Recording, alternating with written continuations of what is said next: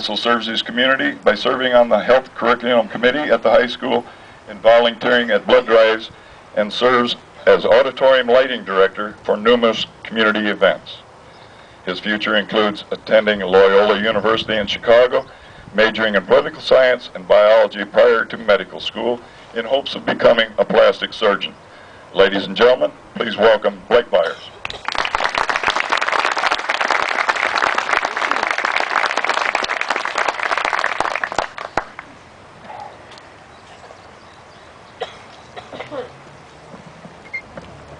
Good morning, and thank you for all coming here to celebrate Memorial Day. I am humbled and deeply honored to be here speaking with you. In the 8th grade, I traveled to Washington, D.C. with the Honor Club. While visiting Arlington National Cemetery, I received the great honor of laying a wreath at the tomb of the unknown soldier. Reflecting on the nature of the tomb, I realized that not just the soldiers buried there are unknown to me. In fact, many of the veterans here today are strangers. Before I begin, I'd like to take this moment to thank all of the veterans gathered here for their service and commitment to this great nation.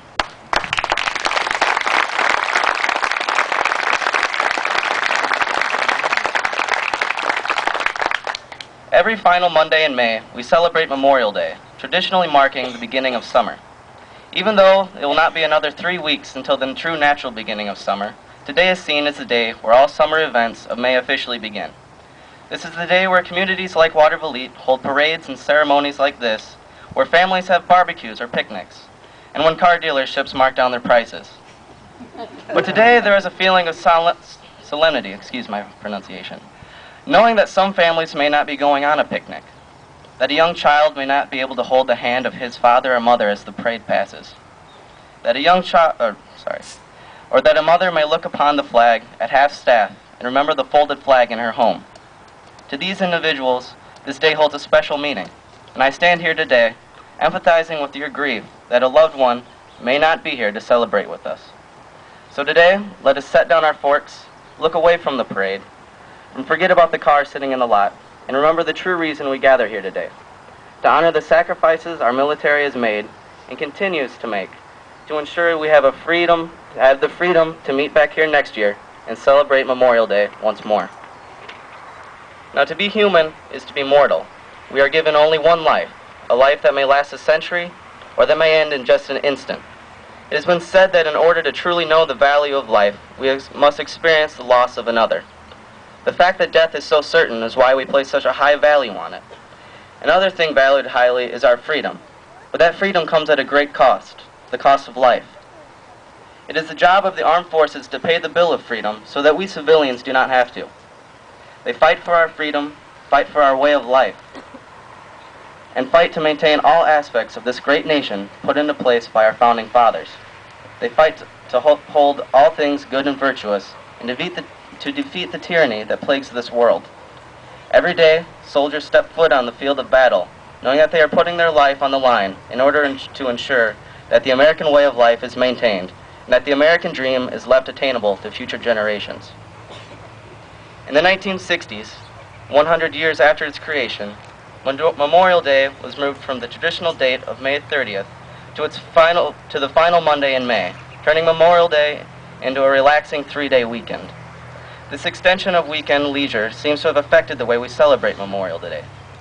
I see fewer and fewer people of my own generation that have much of any concern for the true reason we celebrate today, our veterans. I find it so profound that many young people give little reverence to those who gave so much in order for them to live a free and bountiful life. I am proud to stand here and say that I am not like many others of my generation. This is because I had a grandfather, a veteran of the Second World War, who passed before I was able to truly get to know him. He flew cargo planes carrying supplies into combat and the wounded out. I know now that had I gotten the chance to know him, he probably would have never told me any of his stories. He was very reluctant to share any of his horrific experiences. Nonetheless, the fact that I never had the chance to hear those experiences drove me to dig into history and learn as much as I could about World War II. This soon fueled my passion for learning about all of history. Learning about the suffering endured by the soldiers of all conflicts has taught me the true meaning of this holiday, and I truly honor each and every veteran for their service. I can remember being a Cub Scout and waking up on the week before Memorial Day at about 6 in the morning and going to North Shore Memorial Gardens. It was a cold morning and a dense fog coated this vast sea of stone and grass, and at the time I did not understand the significance of what I was doing, placing tiny flags next to each grave. For all I knew, I was only putting up flags for decoration as Memorial Day approached. I now understand that I placed those flags to remind each and every passerby that they owed their life, freedom, and happiness to each and every person whose grave a flag sat beside. Now, as we all know, life is a very fragile thing, taken away just as easily as it is given. Knowing that life is so fragile, why do soldiers travel so far from home to risk everything? The answer comes from a commitment to two things: honor and duty. When a person dons the uniform of any branch of the United States military, he is no longer defined by his race, by his religion, or by his political affiliations. All he or she is left with is the title of being an American soldier. I can think of no title that demands more respect. Not doctor, not lawyer, or politician.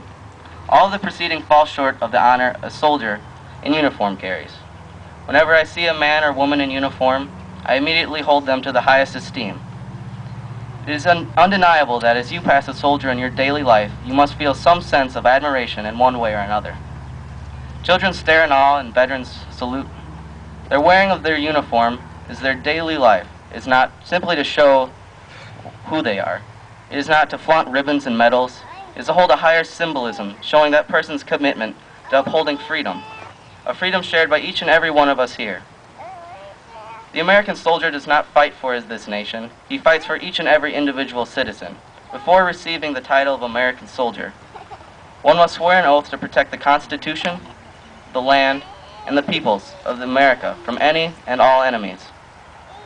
In order to uphold this oath, American soldiers protect us with guns, with tanks, with airplanes and artillery. But most importantly, they protect us with their lives. This oath is a heavy weight to be put on any individual. Still, many feel the call of duty and put on the uniform of the American soldier and advance into battle. Throughout its history, the United States has waged war all across the globe, and done so very successfully. American soldiers have traversed desert stands, tropical jungles, and the European countryside to combat oppression and tyranny, to ensure that personal freedom is upheld. The victories we have celebrated came at a great cost of human life. This is the reason we gather here, to recognize and praise the bravery of the hundreds of thousands of servicemen and women who have put their lives on hold to put the well-being of this country in front of their own. Our nation has done a fantastic job building beautiful landmarks commemorating the actions of our veterans. These monuments are no praise to battlefield success. They have been built in honor of individual service and sacrifice. Memorial Day should be celebrated in the same manner. As former Senator Bob Dole once said on the topic of Memorial Day, "Today we do not pay tribute to war, rather a tribute to the physical and moral courage that makes heroes out of farm boys and city boys, that inspires Americans of every generation to lay down their lives for people they'll never meet.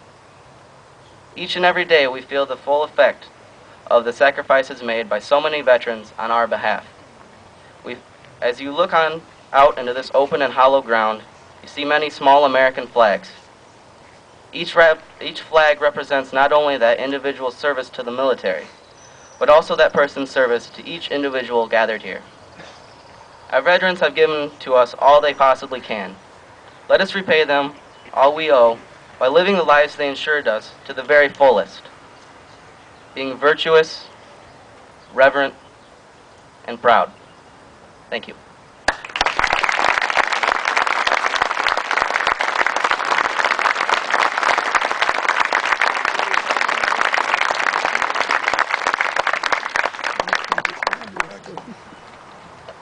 I'd like to add a little personal note. I've been fortunate enough since 1971, I guess, last 40 years, to introduce speakers out here. And that's got to be one of the better talks we've had out here.